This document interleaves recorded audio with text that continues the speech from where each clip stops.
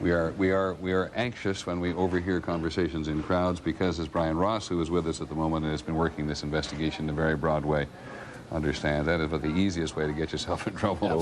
Overhear a conversation right. in a crowd. But on the other hand, it sometimes provides very good information. Right. What have you got, Brian? Well, here's some information that is quite hard. The discovery of the car last night in the Boston airport led FBI agents to a man they have told us was one of the terrorist hijackers, an Egyptian national by the name of Mohammed Atta, who apparently was on the INS watch list. It was Mr. Atta who spent the summer of 2000 in Venice, Florida, with another man learning how to fly at the Huffman Aviation Service in Venice. Right, that we've just been talking about. Yes, and Mr. Deckers was on the line there talking with you. It was Mr. Atta and another man. Atta and this other man briefly stayed with Mr. Decker's accountant, Charles Voss. And Mr. Voss says he threw him out of the house because he didn't like the way he treated his wife. Right. As well, Boston continues to be a focus of the activity yesterday. The police chief in Portland, Maine, has told us that 5 men came across the border in Jackman, Maine. They all tried to board a commuter flight out of Bangor, but there was only room for 3 of them. The 2 others went on to Portland. They reportedly boarded a U.S. air commuter at 5:53 yesterday morning to make the connection in Boston.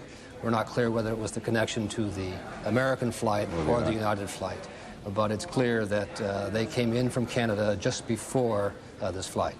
I don't know where precisely where Jackman, Maine is, but this is up on the border of, it could be New Brunswick, up on the Canadian border, right, which is just a part of the world that simply doesn't have, to the best of my knowledge, very much good surveillance on it, does it? No, they can come across and people go back and forth quite easily there. Yeah. What else you've got, Ryan? That is the latest. The information on Atta, though, is the first solid indication of what FBI authorities have told ABC News is definitely one of the terrorist hijackers who apparently was at least a year ago learning how to fly at a small airfield in Venice, Florida. And just one last question for both of you. Do we now believe that in terms of the immediate investigation, the former CIA Director James Woolsey pointed out this is not the important investigation if these are the guys who are dead, but that we're talking about 12 people on the 4 different aircraft in a configuration we don't yet know, but we're talking about 12 individuals about whom they now have some knowledge.